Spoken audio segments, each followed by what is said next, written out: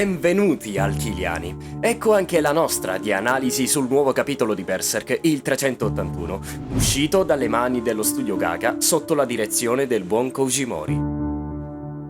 22 pagine, compresa la copertina a colori, che ci fanno fare un altro piccolo passo in avanti per il capolavoro del maestro Kentaro Miura. Il capitolo, intitolato Una luna crescente splende sulla schiena dell'esiliato, riprende esattamente da dove il precedente ci aveva lasciati, ovvero dalla morte di Rakshas. La prima pagina ci mostra un primo piano di Farnese, intenta a concludere l'incantesimo che ha consentito con il suo bagliore verde di eliminare i troll che si erano materializzati a seguito dell'arrivo dell'apostolo mascherato. Serpico si congratula con lei dicendole che ha fatto un lavoro esemplare, ma qualcuno da dietro, non è chiaro se il nuovo imperatore Kushan, Silat o qualcun altro, li interrompe dicendo che non è ancora finita e che sono stati impotenti contro quel demone, riferendosi a Rakshas. Nel frattempo, i Kushan portano via i cadaveri e l'imperatore, in compagnia di Daiba, osserva gli altri leader del paese spaventati dall'arrivo dell'assassino inviato dal Falco di Luce. Tutto ciò sotto lo sguardo indagatore di Silat, che si rende brevemente conto che i leader sono tornati allo stato di godardia che c'era ai tempi del regno di terrore dell'imperatore, molto probabilmente riferendosi a Ganishka. La scena cambia per mostrarci nuovamente i complimenti di Roderick nei confronti di un'imbarazzata Farnese, ma la sequenza viene bruscamente interrotta dall'entrata di un gruppo di individui con la testa calva e dagli occhi spiritati. Il buon Silat non si stupisce di ciò e Farnese, parlando con Roderick e Serpico, li identifica come monaci Kushan intenti a recitare un sutra in una lingua particolare. Successivamente, un primo piano di Guts in catene in mezzo ai monaci riempie la pagina. Guts, come ultimamente siamo abituati a vedere, ha quello sguardo perso e con l'occhio semichiuso. Sembra muoversi a fatica. I suoi compagni si domandano come mai sia lì, ma Serpico, che è sempre molto lungimirante, si rende conto che quelli che stanno scortando Guts non sono monaci, ma stregoni. E realizza che senza che se ne accorgessero hanno perso il controllo degli eventi, domandandosi se ormai siano definitivamente soggetti a qualunque cosa stia pianificando quel vecchio imbroglione, riferendosi a Daiba.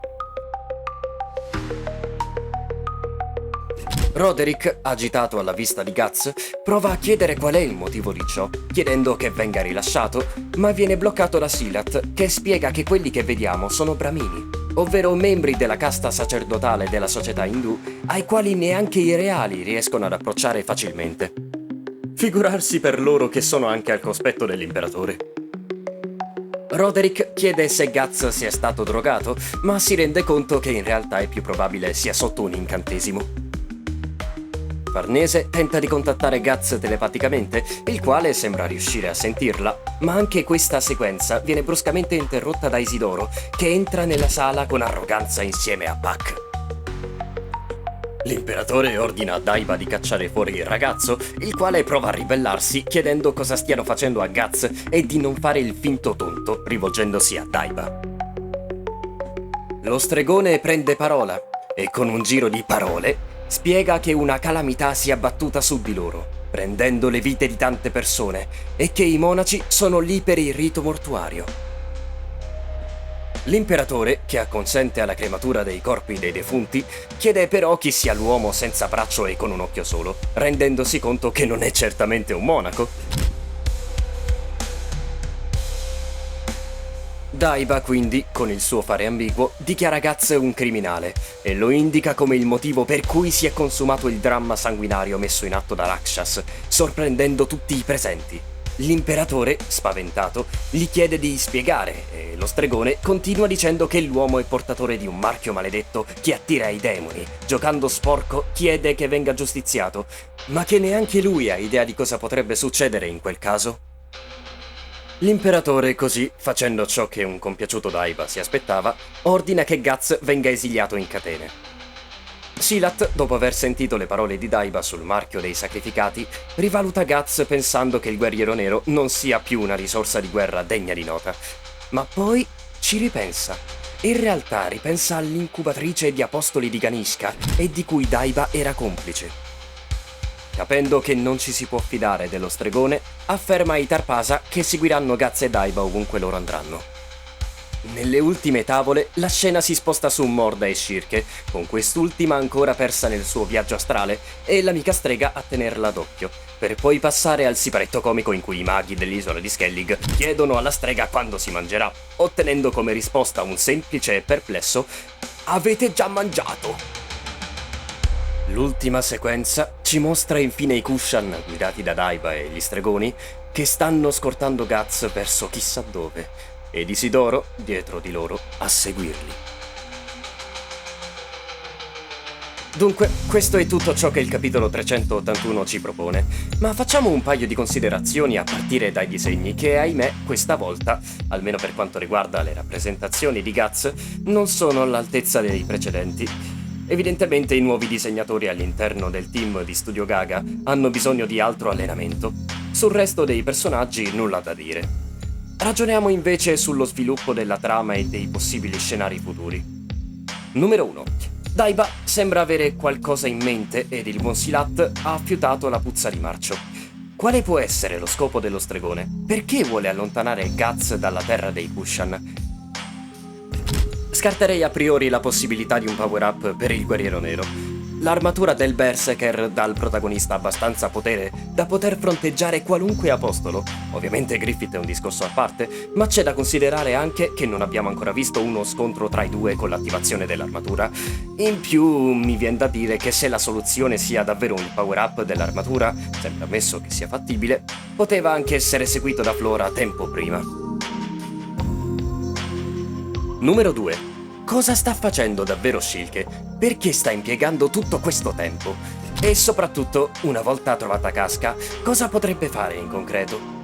Credo che una volta individuata non potrà fare molto per lei, probabilmente proverà a stabilire qualche contatto spirituale, ma qualcosa mi dice che troverà una sorta di muro, dato che Casca si trova sotto una sorta di incantesimo. Numero 3. Possibile che Rakshas sia davvero morto così a seguito di una coltellata alla gola? E che la sua dipartita si sia risolta nello scioglimento dell'apostolo in una pozza oscura? Ma davvero volete dirmi che Studio Gaga ha creato un'incongruenza così grande nell'universo di Berserk? Parlo di incongruenza perché, come detto nell'analisi precedente, abbiamo imparato che un apostolo quando muore riprende il suo aspetto umano. A me pare strano un errore del genere. Voglio sperare che Rakshas ritorni e sia l'input per la ripresa di Guts, anche se non si ha idea di dove siano finite l'armatura e l'ammazzadraghi. E numero 4. Avete notato il titolo del capitolo? Una luna crescente splende sulla schiena dell'esiliato. Una luna crescente. La luna crescente è una delle fasi lunari e si verifica quando la parte illuminata della luna aumenta gradualmente, passando dalla luna nuova alla luna piena. Che stia per fare ritorno il nostro amico Moonlight Boy? E se così sarà, questa volta raggiungerà il guerriero nero o sua madre? Forse, anziché Rakshas, potrebbe essere il bambino della luna a far risvegliare Guts? Vedremo. Miei cari, siamo al termine della nostra analisi. Io vi saluto e vi do appuntamento all'analisi del prossimo capitolo in uscita il 28 giugno. Behind O!